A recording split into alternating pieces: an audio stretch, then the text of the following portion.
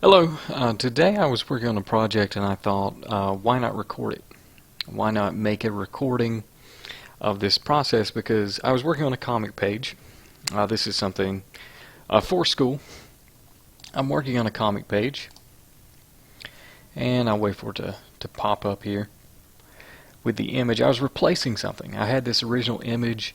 I have this girl character. She's fending off a rampaging dinosaur with a stick, and there was a lot of problems with it. One of the problems was I was super lazy. I didn't take a reference, so I went out and took a reference to fix this image.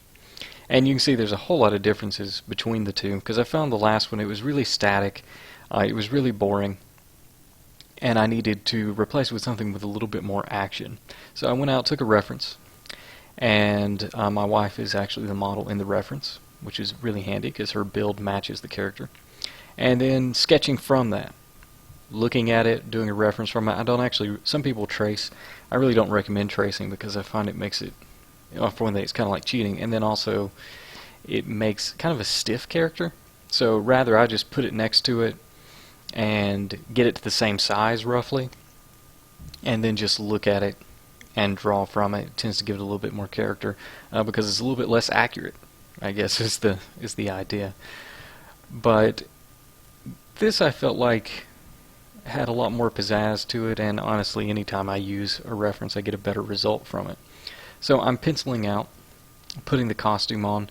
A lot of times with a reference you want it to be as accurate as possible, but all I really wanted was the pose. So I didn't bother costuming or anything like that, although the results just get better if you do that. Admittedly, it's just also expensive and time consuming, which is the balance you have to strike. But I was able to find a stick that matched exactly what I needed, and that was helpful. The face I've actually changed a little bit.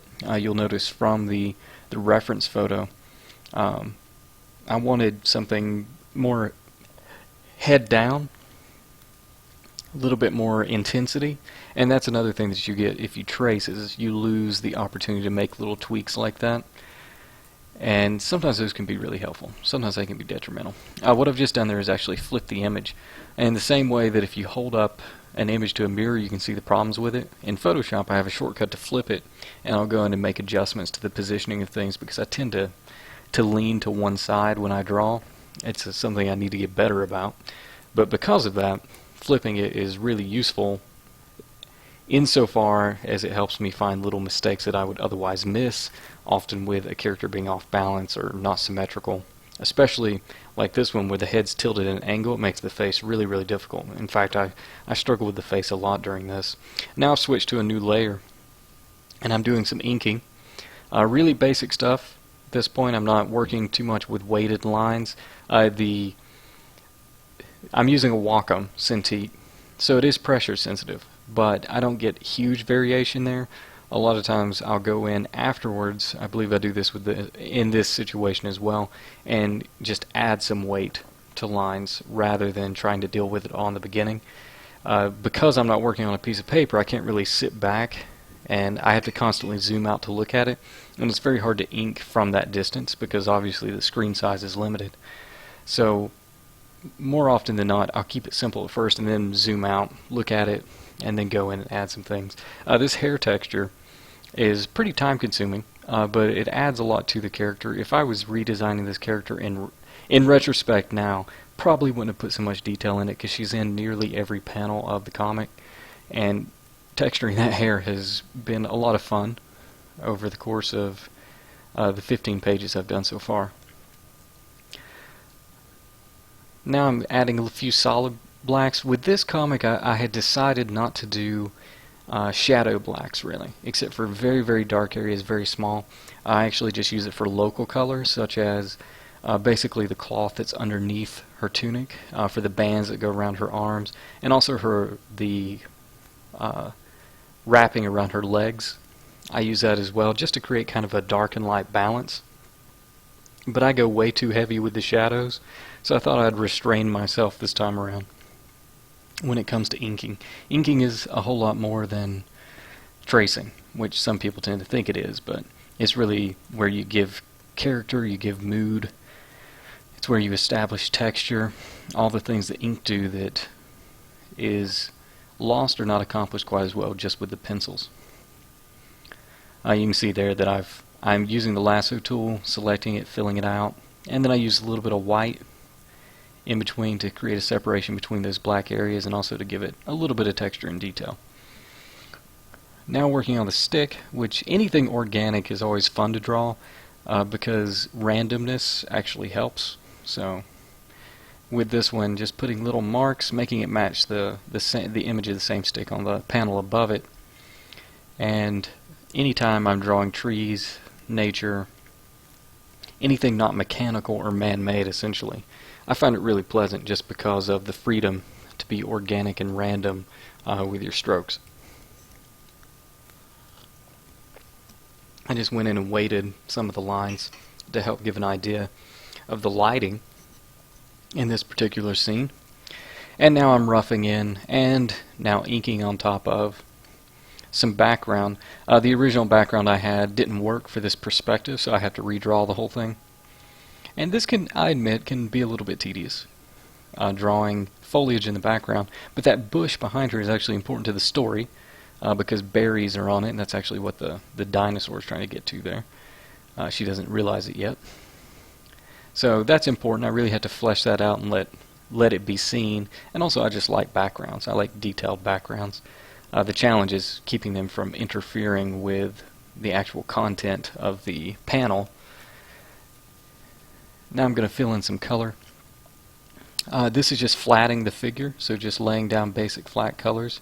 I'm actually using the eyedropper and pulling them down from where the figure is shown on the top of the page, and then I had to pull some other elements of the costume from, you just saw pop up there, another page, because not everything is visible on this page at this point. I could make swatches from them if I was responsible. I probably would and just pull directly from those, but I usually forget to do it, and I've been working on this a long time and I would never have done it. I just use the eyedropper and pull directly from it. As long as I'm pulling from inside the PSD file, it'll never change very much. And I don't do any really crazy lighting that changes my base colors on most pages. There's a few, no, but most. Right now this has kind of a lighting effect on top of it. You can see the top of her head is a little bit red there. That's just a layer I forgot to turn off when I was working with the color.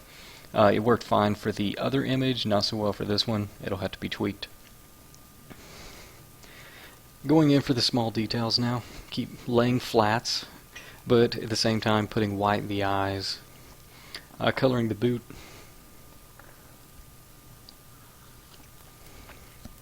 Trying to keep it simple. I was really attracted to, for this project, kind of old cartoon coloring styles, kind of like you see in old anime, 80s and 90s. Flat colors, basically two-tone shadows, really, really simple. I think that helps a lot with this particular style and the content of the comic, which is a little happier than you see in a lot of comics, which are typically dark and dreary. Now I'm filling in some shading. She's close enough to that bush in the background that I really wanted it to have some depth, so it's not just a solid color. And then I've also mixed in some other greens, some other nature, earthy tones in the background behind to make it a little bit more dynamic, so it's not just green. There's, a mix of different kinds of greens and some shadows and stuff. Now I'm putting shadows on the figure itself, which I've kind of done a bad job so far on with the face. Definitely going to go back and change that and make the face look a little bit squished. But that's the great thing about digital, is nothing's permanent. It allows you to mess up a whole lot, which is perfect for me because my mistakes are constant and usually debilitating. Here in a few minutes I'll have to really go in and start working on that face, and you'll see how many mistakes I make during the process while fixing it. Right now I'm trying to figure out, and this is actually a problem with the character design as well, just something I'm weak at, which is when a character has hair like this, and with the head wrap and everything, it becomes very, very difficult to tell if the face is shaped right, because the hair overlaps with the face, and etc., etc. It's, it covers the shape of the head itself. And because of that, I start to really doubt myself when I'm looking at it. So I actually just made the situation even worse, trying to fix it. But this is, in fact, most of the time I work on it here is trying to get this face to convey what I want it to, and to look balanced and to look right. I've jumped back to the inks, flipping it, trying to figure out what I've done wrong. I've created more problems that I now have to fix by using the lasso tool. So I'll make minute adjustments here. And this is about 2 hours of work condensed down to 12 minutes or whatever it is. I set it to 1000% speed, so that'll show you how long I shot myself in the foot here. Because every time I make adjustment to it, because again I didn't refine the structure before moving on to other things, which sometimes I don't notice, and that's true. The color does have a serious effect on the inks. It has an effect on the figure. It can make it look very different. It'll look fine in the inks, and then I'll color it, and my coloring is part of the problem that, doesn't help with the form and the shape, especially with shading, which can, if it doesn't correspond, can cause a figure to look drastically different, especially in the face. So that's what I'm trying to adjust now. But because I didn't fix this in the beginning, because it wasn't perfect in the beginning, I have to go back and readjust the color every time to see what it actually looks like. So I'm costing myself time.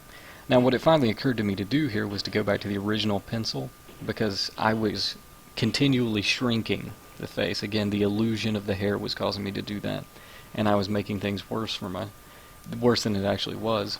So going in and adjusting it from the actual pencils in the beginning, and now I think I've got a better result from it. Although I ended up changing it after the video is done, but I'll put up that image at the end here. And just a few more tweaks before I take it back to color. Fixing a few things. Testing ideas. You'll notice I zoom out constantly, and that's just because I'm trying to get a view of it from a distance. If you stay in close all the time, you're not really getting a realistic idea of what your image looks like, what your figure looks like. You have to pull out and look at it as the reader would see it. I have learned that the hard way. So it's feeling a lot better now. Face is feeling better. I made some changes to the mouth and stuff that are not that great, but I'm going to end up going back in there and messing with it again. I just diminished some of that light bleed that's coming over. I still want some of it, but not all. And then of course shading on the sticks, it matches what you see in that panel above it. A little shadow on the ground, and a little work on the foliage up front. I'll end up going back and continuing to work on that. It is tedious, so it's hard to jump in and just do non-stop. Sometimes I'll put something on TV and just sit there and work on it. That makes it a little bit easier. Alright, from that, the final image that I came up with is there. The face feels a little bit more balanced. I actually made some alterations to the mouth and stuff like that, and I was fairly happy with this. The pose was fine. I just struggled with the face, like I always do. But a couple hours of work, and there's a panel redone so that it looks, in my opinion, considerably better than the panel where I started out. Photo references are just incredibly important. It becomes more clear to me every single time that I use one for a panel.